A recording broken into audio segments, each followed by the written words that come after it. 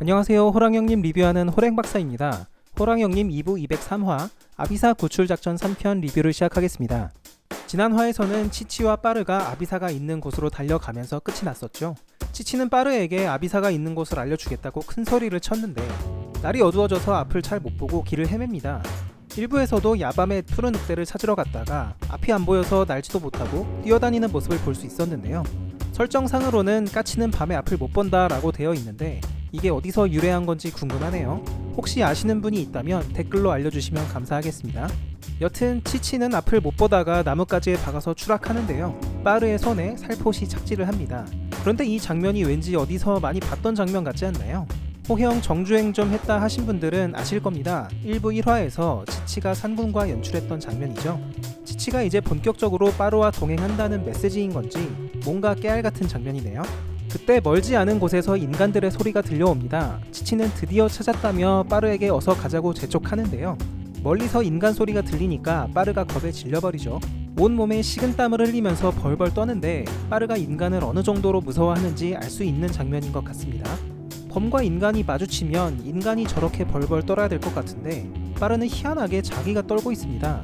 빠르가 인간을 무서워하는 이유는 아직 정확하게 밝혀지진 않았습니다. 단서가 딱 하나 있었는데 과거 구다국 사람들을 보고 폭주했던 과정에서 과거의 기억을 살짝 엿볼 수 있었죠. 추위에 습격돼 산군이 아린에게 구조되고 나서 빠르는 혼자 굴에 갇혀 있었고 인간들이 근처를 지나가다가 빠르를 발견한 것 같습니다. 당시 인간들의 대화를 들어보면 잘됐다, 마침 어린 범새끼가 필요했다, 챙겨라 라고 하는데요. 빠르의 기억 속에는 인간이 아니라 마치 악귀들처럼 묘사가 됩니다. 웃는 장면도 좀 기괴하죠. 빠르가 인간이라는 존재를 마치 악귀와 같이 생각한다는 연출인 것 같습니다. 상당한 트라우마가 있는 것으로 보이죠. 빠르는 대체 인간들에게 무슨 험한 일을 당한 걸까요? 간만에 뇌피셜을 좀 가동해 보겠습니다. 당시 인간들이 새끼 범이 필요하다고 했는데 거기서부터 출발해 볼게요. 현재 세계관에서 인간들은 범을 잡으려고 안달이 나 있죠. 오죽하면 차코갑사라는 해수 잡는 부대를 만들었습니다. 게다가 명나라 환관들에게 호피도 정기적으로 갖다 바쳐야 됩니다. 온 나라가 호피를 못 구해서 난리죠. 범들을 최대한 많이 잡아서 해수도 박멸하고 가죽을 벗겨서 호피까지 얻으면 최고라는 얘기입니다. 그래서 범을 잡더라도 최대한 가죽이 상하지 않게 잡는 것이 좋겠죠. 이런 상황에서 새끼 범이 어떤 역할로 쓰일 수 있을까 상상을 해보겠습니다. 일단은 다른 범들을 유인하는 낚싯밥으로 쓸 수 있을 것 같아요. 호랑이 덫 같은 걸 설치한 다음에 새끼 범을 이용해서 범들을 유인하는 거죠. 범들이 새끼가 버려져 있으니까 보러 왔다가 덫에 걸려서 결국은 죽게 되고 인간들은 사냥에 성공했다고 환호하면서 그 자리에서 가죽을 벗겨버린다. 이런 끔찍한 상상을 해봤습니다. 만약 빠르가 어릴 때 이런 일을 목격했다면 인간이 세고 약하고를 떠나서 그 영악함과 잔혹함에 질려버렸을 수 있을 것 같아요. 제가 너무 상상의 나래를 폈는데 다시 돌아오겠습니다. 여튼 인간이 있다는 것을 알게 된 빠르는 괜히 치치에게 막말을 합니다. 왜 인간이 있냐고 말을 안 했냐, 빠뜨릴 걸 빠뜨려야지 이 무능한 놈이라고 하는데요. 저는 이 무능한 놈이라는 말이 계속 좀 웃겨요. 방금 만난 치치가 자신에 대해서 모르는 게 당연한 건데 무능한 놈이랍니다. 한술 더 떠서 치치는 자기가 무능했다며 사과를 하죠. 오늘도 여전히 파워 당당한 빠르입니다. 그러고 보니까 치치는 예전에 빠르가 붉은 괴수일 때 직접 본 적이 있었죠. 아직까지는 당시에 북쪽 영토를 쑥대밭으로 만든 괴물이 빠르라는 것은 꿈에도 모르는 것 같습니다. 어쩌면 이번에 인간 때문에 빠르가 폭주할 수도 있을 것 같은데요. 그 모습을 본다면 치치가 그때의 기억을 되살릴 수도 있을 것 같습니다. 빠르는 자기가 못 가겠으니까 황맹부하에게 얼른 가서 아비사 좀 데려오라고 합니다. 황맹부하는 대체 왜 이 아이들을 구하려는 거냐고 묻는데요. 빠르는 아는 애들이니까 구하지 뭘 그런 걸 물어 급한데 라고 대꾸합니다. 결국은 빠르 대신 아비사를 구하러 가는데 황맹부하도 약간의 심경 변화가 느껴져요. 가오리에게 알아서 약초도 먹여주고 챙겨주는 모습이 보입니다. 빠르에 대한 첫 인상은 좋지 않았고 그저 침입자 정도로 생각했지만 가오리와 아비사를 구하려는 모습을 보고 빠르를 다시 보게 된 것 같습니다. 그저 아는 사이라는 이유로 인간 아이 따위를 구하려는 모습에서 누군가와 대비되는 모습을 본 게 아닌가 싶은데요. 어쩌면 자신이 대장으로 따르고 있는 황맹과 대비되는 모습을 빠르에게서 본 게 아닌가 싶습니다. 황맹부하는 아비사를 구하러 떠나기 전에 빠르에게 흰산에 있으라고 알려줍니다. 흰산에 있으면 황맹을 피해서 살 수 있을 거라는 조언이었죠. 녹취의 언급에 따르면 황맹은 신의가 있다라고 했는데요. 어쩌면 자신과 대적한 적에게는 굉장히 잔인하고 피도 눈물도 없는 캐릭터가 아닐까 싶습니다. 한편 황맹은 어떤 이유에서인지 흰산에 들어가기를 극도로 꺼려하는 듯한데요. 어떤 독자분들은 황맹이 흰산의 지기에 막히는 게 아니냐 이렇게 추측도 하시는데 제 느낌에는 그런 이유하고는 거리가 조금 있을 것 같습니다. 그보다는 과거에 어떤 사건이 있었거나 아린 혹은 상군과 흰산에 오지 않겠다고 약속을 했다거나 어떤 심리적인 이유가 아닐까 개인적으로 예측해 보겠습니다. 다시 돌아와서 흰 눈썹의 은신처에 도착한 황맹부하는 인간들이 다 죽어있는 광경을 목격합니다. 분명히 조금 전만 해도 떠들썩했는데 잠깐 오는 동안에 다 죽은 것이죠. 이번에도 독자분들의 눈썰미가 빛났는데요. 자세히 보면 칼에 작은 구멍들이 송송 나 있는 모습입니다. 그리고 아비사 방문 앞에 죽은 인간의 머리에도 작은 구멍이 나 있죠. 마치 총으로 맞아서 뚫린 듯한 모습입니다. 뒤에서 나오겠지만 아비사의 여우구슬이 한 짓으로 추측이 됩니다. 아마도 인간들이 아비사를 억지로 옮기려고 하니까 싫어 나 여기서 아랑사 기다릴 거야 라면서 흥분을 했고 여우구슬이 아비사를 보호하기 위해서 방어 모드를 발동시킨 게 아닌가 싶어요. 과거 미호의 사례를 돌아보면 여우구슬은 자아를 가지고 있죠. 마치 총알 같은 살상력도 갖고 있는데 미호의 구슬은 추위의 가슴을 꿰뚫어버릴 정도였습니다. 아직은 콩알만한 작은 여우구슬이라고 하더라도 인간 정도는 충분히 제압할 만한 위력이 있을 겁니다. 황맹부하는 누군가가 아비사에게 강한 최면을 걸어놓은 것을 확인합니다. 최면이 걸린 상태에서 강제로 움직였다가는 정신이 상할 수 있다라고 하는데요. 억지로 데려갈 수가 없는 상황이죠. 자기 능력으로는 풀 수 없는 최면이라고 판단이 되는지 치치에게 빠르를 데려오라고 합니다. 그 사이에 자신은 인간들의 시체를 치우겠다라고 하죠. 한편 빠르는 그런 상황은 꿈에도 모르고 황맹부하놈이 수상한 짓을 하진 않을까 우려합니다. 혹여 도망가거나 아비사를 인질로 잡는다거나 그런 상황을 걱정하고 있겠죠. 만약 산군이었다면 절대로 부탁한 상대를 의심하지 않았을 것 같아요. 왜냐면 산군은 누군가에게 배신당하거나 뒤통수를 맞아본 적이 없었을 것이기 때문입니다. 누가 감히 아린의 범인 산군의 통수를 치려고 했겠어요. 새끼 때부터 혼자 다녀도 모든 짐승들이 산군을 보호해줬을 겁니다. 그러나 빠르는 새끼 때부터 보호자도 없이 약육 강식의 세계에서 험하게 자랐죠. 수없이 뒤통수를 맞아보고 잡아먹힐 뻔도 해보고 자기도 통수 겁나게 치면서 여러 강자들을 죽이면서 살아왔습니다.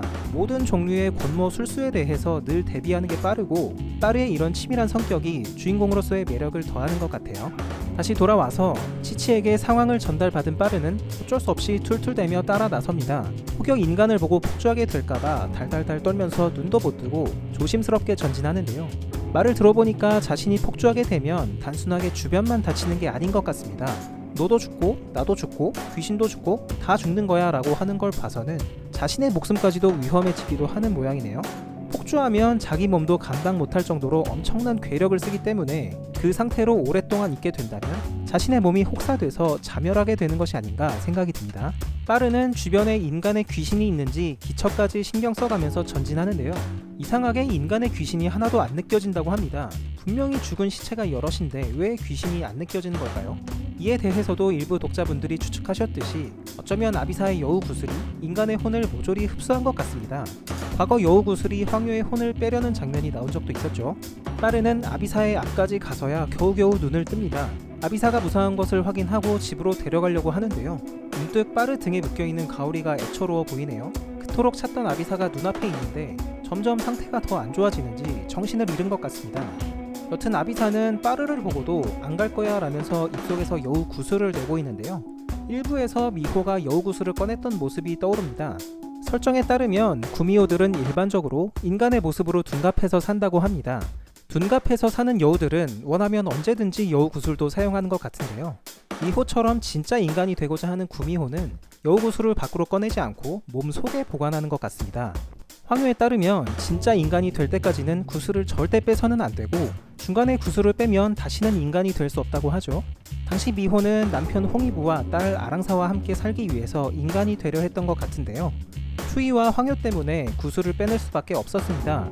당시 미호의 한서린 표정과 푸른색 컬러톤 때문에 살짝 소름 돋았던 기억이 납니다. 그렇게 아비사가 빠르에게 여우구슬을 내보이면서 이번 화는 끝이 납니다. 여우구슬은 주인의 명령만 따르는 게 아니라 자아를 갖고 있는 걸로 나오는데요. 과연 빠르도 적으로 인식하고 공격을 할까요? 그리고 지금 황맹이 보낸 듯한 범무리도 근처에 있었죠. 이들은 어느 시점에 개입할지도 궁금해집니다. 이번 화 댓글 반응도 보시겠습니다. 주로 황맹과 아비사에 대한 얘기가 많았던 것 같아요. 황맹이 빠르를 치려고 준비 중인 것 같다. 황맹이 진짜로 강한가 보다. 흰산에 있으면 황맹으로부터 피할 수 있는 것 같다 등등. 저 황맹 부하범은 일단 빠르하고 싸워도 봤고 맞아도 봤는데요. 자기가 싸워본 경험으로는 아직 아직까지는 빠르가 황맹의 상대는 될 수 없다고 판단하는 것 같습니다. 흰산에 있으라는 말을 직역하면 그거죠. 흰산 밖으로 나오면 너 황맹한테 바로 죽으니까 거기서 나오지 마라. 아직까지는 황맹이 빠르보다 훨씬 강하다는 것을 부하범이 간접적으로 얘기해주고 있습니다.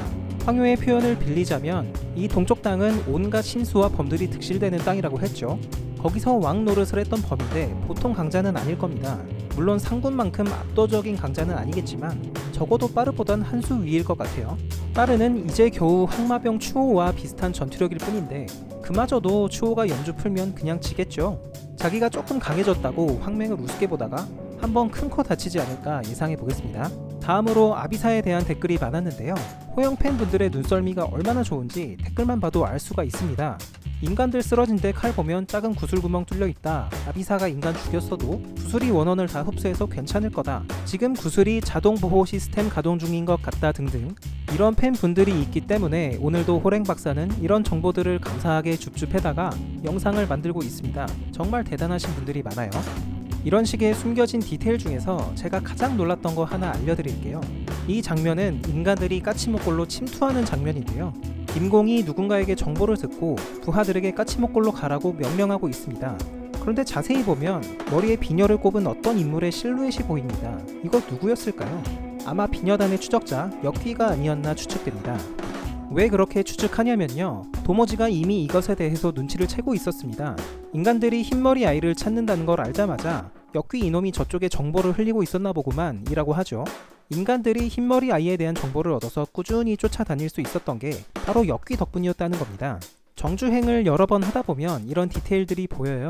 이해가 더 잘 되고 모든 인물들이 입체적으로 움직이니까 더 몰입되는 느낌도 있습니다. 정주행을 한 번만 하신 분들이라면 시간 되실 때 2번 하시는 걸 추천드리겠습니다.